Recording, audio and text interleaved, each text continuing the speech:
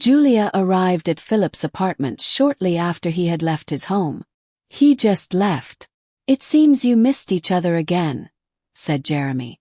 "Didn't he say where he was going?" Julia asked curiously and a little frustrated that she had just missed him. "He left in a hurry, actually. He said hello, but he seemed weird for some reason. It was also strange that he was leaving for work so late," said the doorman. "If he did go there at all, I'll go up with the spare key. Philip allowed me to," Julia said. "Okay. Have a nice day, darling," Jeremy said, then went back behind the counter.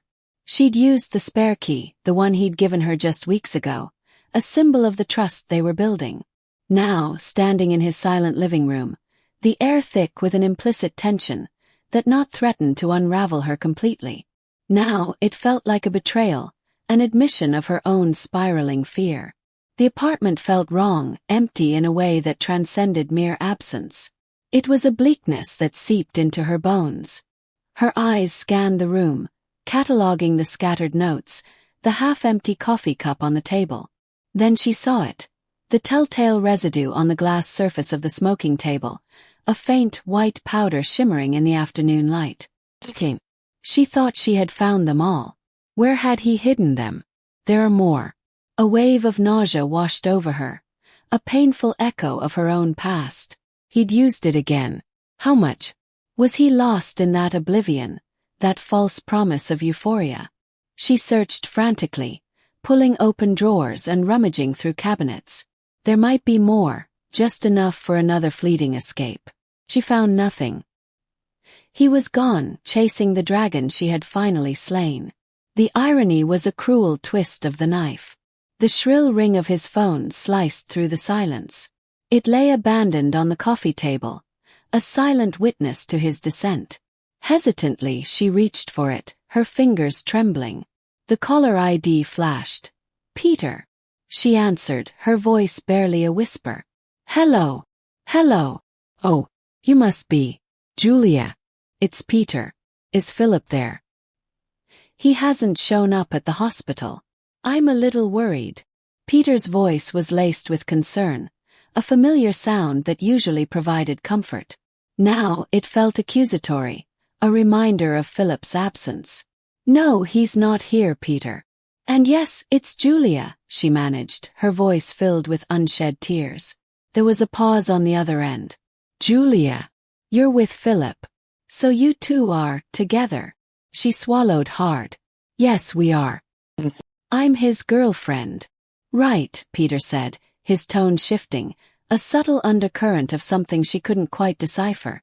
"He mentioned it, actually. Said things were getting serious. But why isn't he at work? We have a lot of things to do." Julia felt a sharp pang, a surge of resentment. Philip had told Peter about their relationship, but didn't tell her that he had shared it with someone. It felt like another secret, another piece of the puzzle he was keeping from her. "He's indisposed." It was a pathetic excuse. Indisposed. "What's going on, Julia? Something isn't right. Look, since you're his girlfriend, maybe you can shed some light on this. Did he ever talk to you about the experiment? The rosemary extract?" "Yes, I know all about it." The words felt heavy, laden with the weight of her fears. "And you happily know he's been already testing it on himself?" "I don't know yet, Peter. But I'm terrified. He tried cocaine for the first time on Saturday. He told me it was just a one-time thing because it made him really sick. But," her voice cracked, "but I think he's addicted already. That's why he's gone. He's gone to get more." The silence on the other end was heavy. "Damn it," Peter finally said, his voice raw with frustration. "I was afraid of this." He was so convinced it would work that he could control it.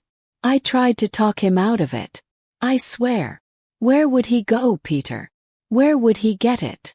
Julia's voice was desperate, grasping at any shred of hope. "I don't know. He knew a guy. Steve, I think his name was. Some dealer he'd come across during his research." "No," Julia said firmly. "He didn't go to Steve. I spoke to him just a little while ago. I made it very clear that he was never to sell to Philip again. He swore he wouldn't. Peter sighed. Then I have no idea. Look, Julia, if he turns up, call me. Please. He needs help, and so do you. I'm fine. But okay, Peter. I will. And call me if you hear anything, too. She hung up, the silence of the apartment pressing down on her. Steve was out. That was one less avenue to explore. But the gnawing fear remained. Where was Philip? What had he done? The answer, she knew, lay somewhere in the labyrinth of Philip's mind, in the reckless idealism that had driven him to the edge of the abyss. She glanced at the tools and objects on his hobby table.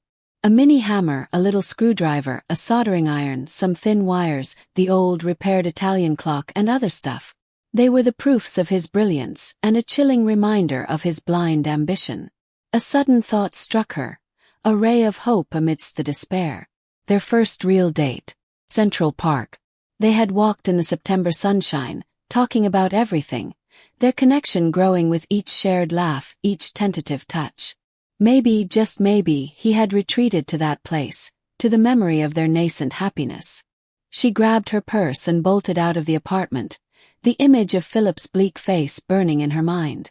The heavy city air and some exhaust gas hit her like a slap, but she barely noticed. Her legs pounded the pavement, fueled by a desperate hope and a bone-deep fear. Central Park.